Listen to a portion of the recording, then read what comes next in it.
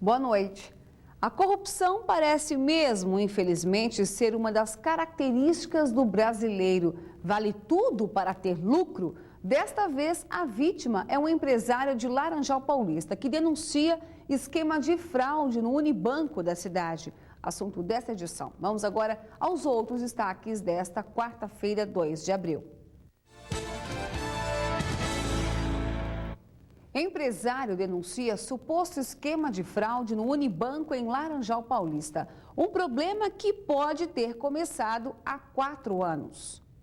Desconfiado da ação do banco, este empresário decidiu denunciar um esquema de proteção a um correntista conhecido na cidade que passaria cheques sem fundo.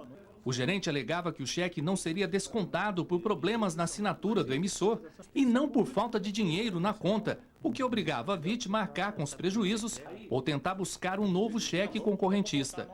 Fato que chamou a atenção do empresário e o fez tomar uma medida de prevenção: reconhecer firma dos outros cheques emitidos pelo mesmo correntista. Após tentar novos saques, o gerente informou que, devido a uma falha operacional, a agência não possuía carimbo para legitimar a transferência. Se é correto, eu gostaria de saber como é que abre uma conta assim, não só para mim, mas para a população inteira. O inquérito foi instaurado.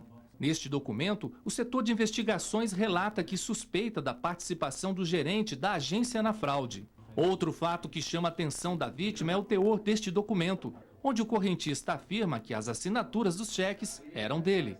A vítima procurou a ouvidoria do Unibanco e do Banco Central.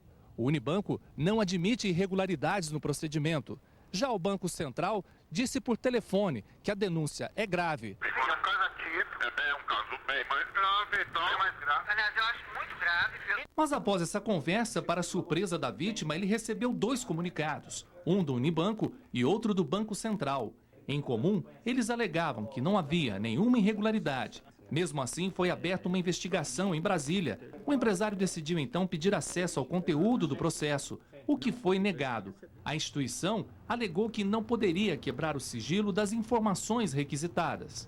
Que se tome providência na fiscalização, que o que eu mais peço é isso, que é o meu direito de cidadão.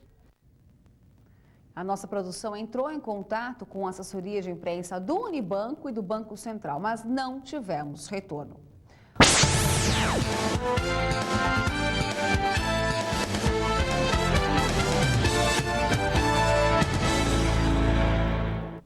Boa noite. 250 quilos de cocaína foram apreendidas em Tatuí hoje em operação conjunta entre as polícias Civil e Federal de São Paulo. 3 pessoas foram presas. De acordo com a polícia da capital, a quadrilha usava uma aeronave para o transporte da droga vinda do Paraguai. Eles foram surpreendidos no aeroporto de Tatuí. Houve troca de tiros. Em menos de um mês, essa foi a segunda grande apreensão de cocaína no estado. No último dia 29, 400 quilos foram apreendidos na região de Jundiaí. Vamos agora aos destaques desta sexta-feira, 4 de abril. As dificuldades na hora de cancelar serviços e as taxas de bancos que podem caracterizar cartel.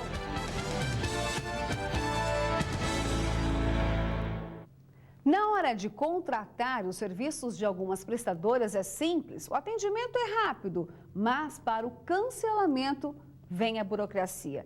Se for por telefone, haja paciência, porque você terá que passar por muitos ramais, quase todos com atendimento eletrônico.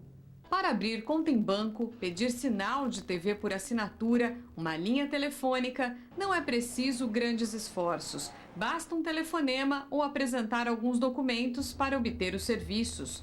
Mas o cliente não encontra a mesma facilidade na hora de fazer o cancelamento. Com os bancos, assim que a conta é aberta, começam alguns problemas. Taxas de serviços. Os bancos se utilizavam de códigos ou nomes que pouco esclareciam ao cliente e, com isso, muitos não sabiam a que serviços estavam pagando.